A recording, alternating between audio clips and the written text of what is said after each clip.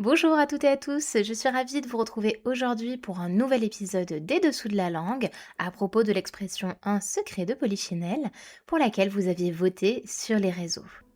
Pourquoi dit-on briller par son absence, fait comme un rat ou encore chanter à tue-tête? Bienvenue dans les Dessous de la langue, l'épisode qui met la langue française à l'honneur. Imagée, vivante, évolutive et parfois fantasque, la langue de Molière est riche d'inventions.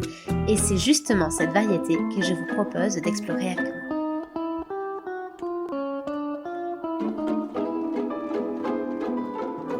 C'est ainsi un voyage linguistique mais également géographique qui nous attend sur les chemins de l'Europe pour retrouver l'origine de ce fameux Polichinelle. Mais avant cela, je vous invite à vous abonner au podcast pour ne pas louper les prochains épisodes. Vous pouvez également me laisser une note sur votre plateforme d'écoute favorite pour soutenir le podcast, si vous l'appréciez. C'est une contribution précieuse qui m'aide à mieux le faire connaître. Et maintenant, place au secret de Polichinelle. Pourquoi dit-on cela? Je pense que vous voyez toutes et tous de quelle situation il s'agit. C'est ce cas un peu ubuesque où tout le monde détient une information commune, un secret commun, mais où également tout le monde fait semblant de ne pas connaître cette information et donc réciproquement ignore le degré d'information détenu par les autres. C'est d'ailleurs une situation qui est souvent utilisée en littérature et notamment au théâtre pour ensuite déclencher un quiproquo et susciter du comique de situation.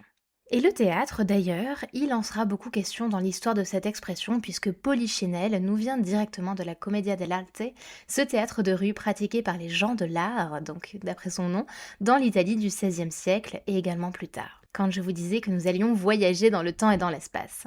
Et donc, je me permets également un petit détour historique sur la Commedia dell'arte, qui est tout de même l'ancêtre, parmi le théâtre antique évidemment, de notre théâtre également. La Commedia dell'arte consiste donc, pour celles et ceux qui ne verraient pas de quoi il s'agit, principalement à la mise en scène de personnages qui vont être très stéréotypés et reconnaissables de loin à leur masque, comme au temps du théâtre des Grecs anciens qui étaient également affublés, dont les acteurs étaient également affublés de masques. Ce dernier permet évidemment d'identifier immédiatement et de loin le personnage dont il s'agit, mais également de marquer de manière caricaturale quasiment les expressions faciales, notamment des émotions. Le plus connu d'ailleurs de ces personnages stéréotypés, c'est sans doute Scapin, qui a ensuite été repris dans les pièces de Molière notamment. Mais parmi eux, on trouve également l'Arlequin, Colombine et Pierrot, et puis également le personnage de Polichinelle, affublé de deux bosses, une dans le dos, l'autre sur un ventre relativement proéminent, et qui va être doté d'un caractère pitre, insolent et souvent grossier, mais également rusé. Et en l'occurrence, si on se penche davantage et qu'on remonte encore un petit peu le temps sur l'histoire de l'émergence de ce personnage de Polichinelle, c'est un personnage qui était déjà bien identifié des farces napolitaines, et selon les sources historiques que l'on consulte, ce personnage aurait été inspiré soit par un vendeur particulièrement doué en comique sur les marchés aux poulets de Naples, soit au cours des vendanges. Dans tous les cas, c'était quelqu'un qui aimait attiser la joie et les rires de la foule, et qui aurait connu une solide réputation d'amuseur, justement. À tel point qu'à sa mort, les Napolitains se seraient empressés de transposer ses pitreries sur scène, de façon à immortaliser son personnage. Et également une belle façon de lui rendre hommage. Le littré nous dit d'ailleurs que Polichinelle vient de Pulcinella et du napolitain Policenella. Dans le vocabulaire napolitain, donc si je continue l'article du littré, en 1789, on nous raconte ainsi l'origine de ce nom. Je cite. Dans le siècle passé, une bande de comédiens ambulants fut assaillie de colibés par des vendangeurs près d'Acera, ville de la Campagna Felice. Ils eurent le dessous à cause d'un certain paysan nommé Puccio Daniello, qui triompha d'eux et qui avait une figure de charge, nez long, visage noirci par le soleil. Consolés de leur défaite, ils eurent l'idée d'associer cet homme à leur troupe. Celui-ci accepta et eut le plus grand succès.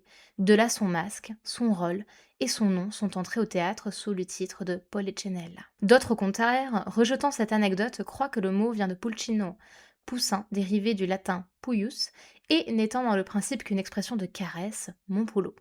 Et d'autres enfin parlent d'un Paolo Cinella qui aurait joué les Polichinelles du temps de Charles d'Anjou à Naples. Bref, vous m'objecterez et vous aurez dans ce cas-là raison qu'une fois que je vous ai raconté ce lien à la Commedia dell'arte, je ne vous aurai toujours pas de facto expliqué comment cette expression a surgi dans notre langue française. Parmi l'un des traits spécifiques de Polichinelle au théâtre figure notamment celui d'être un brin farceur et Eh bien, de ne pas savoir garder un secret, puisque dès qu'on lui en confie un, il s'empresse de le raconter à tout le monde, avant immédiatement de s'en vouloir et de leur demander de ne pas le divulguer. C'est un des ressorts de ce personnage, du coup, pour ses comédies, et on peut, du coup, bien présager que c'est la manière dont on va découvrir et dont va émerger l'expression un secret de Polichinelle. Ensuite, quant à savoir comment Polichinelle a voyagé jusqu'à nous, il semblerait que ce soit déjà par le biais des troupes italiennes elles-mêmes qui, au XVIe et XVIIe siècle, venaient se produire en France et qui vont introduire elles-mêmes Polichinelle au sein de notre théâtre. Soit donc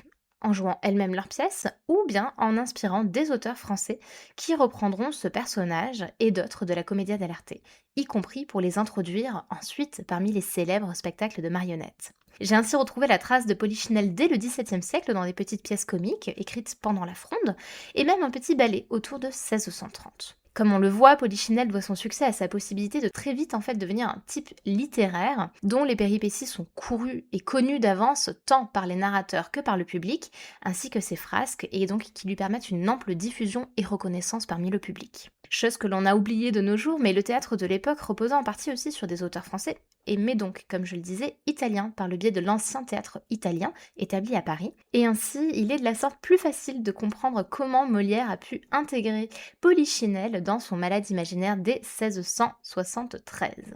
Et en parallèle, donc dès la seconde moitié du XVIIe, une autre partie du succès et de la diffusion de Polichinelle, c'est que ce dernier sera transposé en marionnette et qui trouvera très largement sa place au sein des spectacles de foire. Au XIXe siècle, Polichinelle devient enfin le héros central d'un livre d'Octave Feuillet, Vie de Polichinelle, qui est paru en 1846, et qui nous livre l'anecdote suivante. Polichinelle est alors bouffon à la cour d'un roi, il n'est pas précisé lequel, j'ai retourné le truc sous toutes ses coutures et je ne suis pas parvenue à trouver, mais quelle cour et quel roi, mais bon. Et il aurait été pris en grippe par le majordome du roi, donc, qui faisait tout pour l'unir. Sauf que Polichinelle, ayant plus d'un tour dans son sac, faisant preuve d'esprit et de cette fameuse ruse qu'on lui connaît déjà, décide de se venger et de raconter à tous, sous le sceau du secret bien évidemment, y compris au roi, que ce fameux majordome, un certain Bugolin, celui qui lui en voulait tant et qui le détestait tant, serait en fait couvert de plumes partout sur le corps.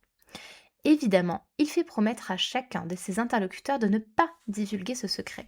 Si bien que bientôt, tout le monde à la cour est au courant, sauf Bugolin lui-même, qui est au centre de toutes les blagues à son encontre.